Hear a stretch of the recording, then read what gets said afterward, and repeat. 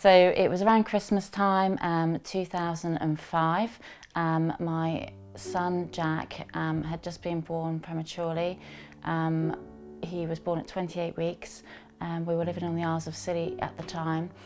He was due in February and was born in November. And he spent a couple of months in hospital. So just after Christmas time, we were able to bring him home.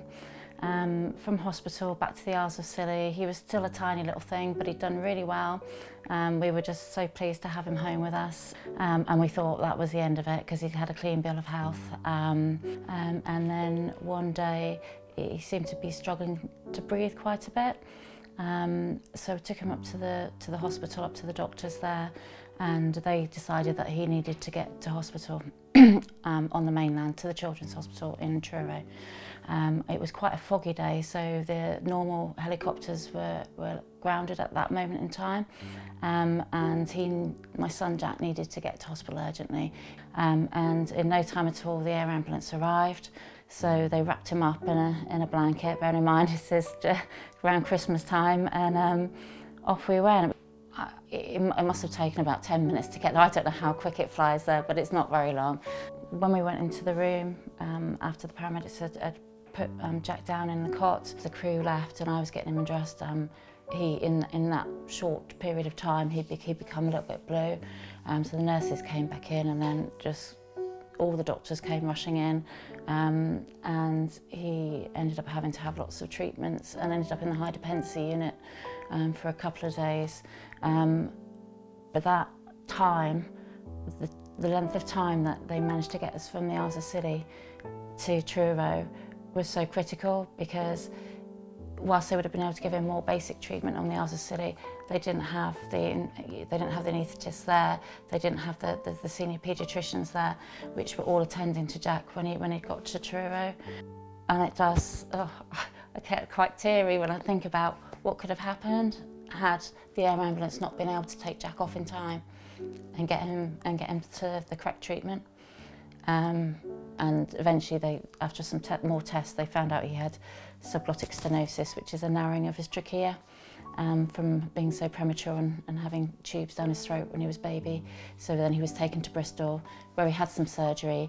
He was in hospital for a month, and in intensive care for a week, and in hospital for a month in Bristol, before we finally got home.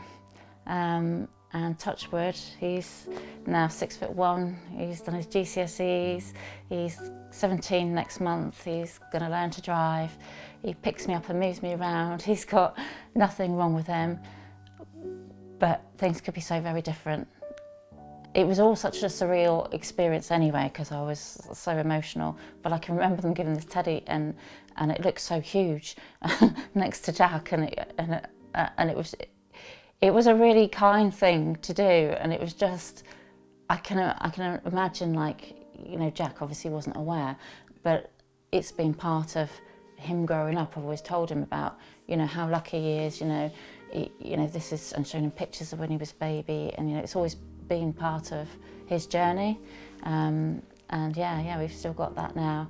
Looks a lot smaller than I remember, but yeah, it's part of Jack's, you know, it's part of Jack's journey. It's part of his reason that he's still alive here. Yeah. If it wasn't for the air ambulance, I really don't think Jack would be here today.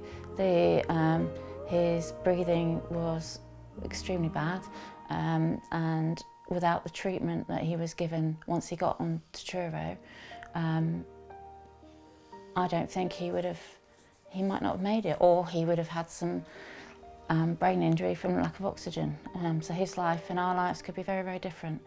Yeah, I'd encourage everybody, if they can, to donate as much as or as little as they possibly can. Every bit helps. And as you see in the story with Holly's managed to end up home, happy for Christmas. And hopefully many more people will be celebrating Christmas just like we are because of the air ambulance.